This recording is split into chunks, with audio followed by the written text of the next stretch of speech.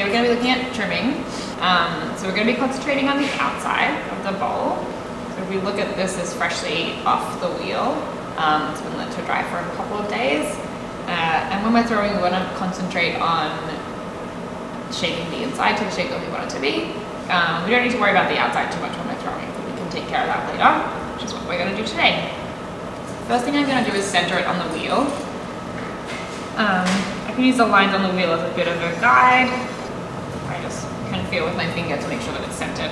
That's touching my finger all the way around. My finger isn't moving. And then I'm going to take a couple of balls of clay and make some anchors. So I like to make 8. And I place them at 3 o'clock always. So I place the clay at 3 o'clock and then I turn the wheel. Place another one at 3 o'clock. I'm always placing in the same spot so that it's nice and consistent. You'll notice that I'm not pressing them down at all. I'm not anchoring them or securing them just yet. And that's because I want to make sure I get all of them in place first. And then once they're all there, then I can go ahead and press down on them.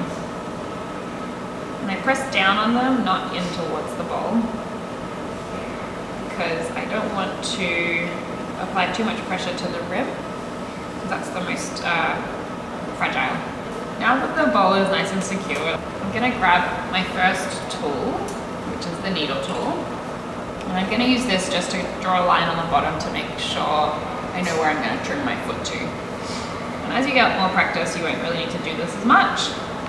But I like to do at least one circle.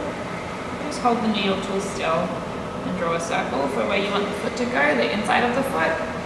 And then I'm going to draw a second circle about 1/8 of an inch or 1/2 centimeter to the outside of that line. So what I have now is 2 circles on the base, and I'm going to use those as the guide for how much clay to take away. I know I went up to my foot. I'm going to take away all of the clay that's on the outside of the second circle I drew and all of the clay that's on the inside of the first circle I drew. Well, not all of it. Enough that I don't cut through the bottom but I create a nice foot ring. So I'm going to start with the inside. I grabbed this tool here, which is called a ribbon tool. And there are a bunch of different kinds of ribbon tools. I like to use the small one. I find it gives me a little more precision when I'm trimming. I'm going to start with the end that's rounded. This side is for taking clay away, and this side is a bit more for shaping. I'm going to start with the rounded end, and I want to start right in the center. So you can see that even though it's centered on the wheel, the base is kind of moving a bit. I just want to be aware of that as I go. I'm going to start right in the middle, and the first thing the tool is going to do is move around like this. So I want to hold it nice and still. My elbows are nice and anchored on my legs, the same as when we're throwing. We want to make sure that we're nice and steady. And I'm holding my tool with both hands, even though really, I could do it with one, but I like to just be nice and steady. So I hold it in the palm of my hand, and then use my index finger to help apply pressure. I'm going to start it in the middle. I want to just hold it there for a few seconds until it's nice and still. And then once it's nice and still and stable, we're going to start to slowly move it out in a straight line towards 3 o'clock. Now that I've finished doing the inside of my foot, I'm going to move to all the excess clay that's on the outside. I'm going to use the same tool. So when we were trimming before, it was kind of flat, so parallel to the wheel head, because I was trimming up the surface that was parallel to the wheel head. But now with the walls, I want to make sure that the tool is angled depending on whatever surface I'm trimming. So I'm going to angle it slightly differently to be able to take away the sides here. So I'm going to start there, and I always start with this overhang because that's kind of not really attached to the pot, so we can take that off quickly. So I'm going to actually use the flat side to take that off. So once that little overhang is gone, then I'm going to start to trim the body. I'm going to go back to that rounded side.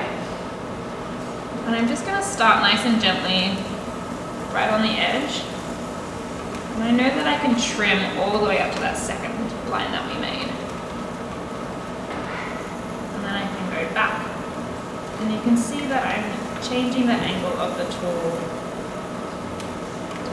on what part of the piece I'm trimming. And like this, we can really kind of go up and down at a nice slow pace. So the wheel should be spinning at a medium speed. But the same as when we were pulling our walls when we're through, we want to make sure that we're going slowly with the tool again, so we're not creating a spiral. We're really creating a nice smooth surface. So once I've taken away the bulk of the clay that I want to take away, then I can move to that kind of flatter triangle side of the tool. And I can use that to really cut in at the foot ring. I can make it nice and pronounced. And again, you'll see that I've angled it differently. So now it's upright because I'm trying to create a nice upright foot. And then when I want to take away this bit, I'm going to make it go flat. And then, so that I don't have this very square edge, once I've taken away the bulk of it again, I can go ahead and angle it a little and start to round off this side.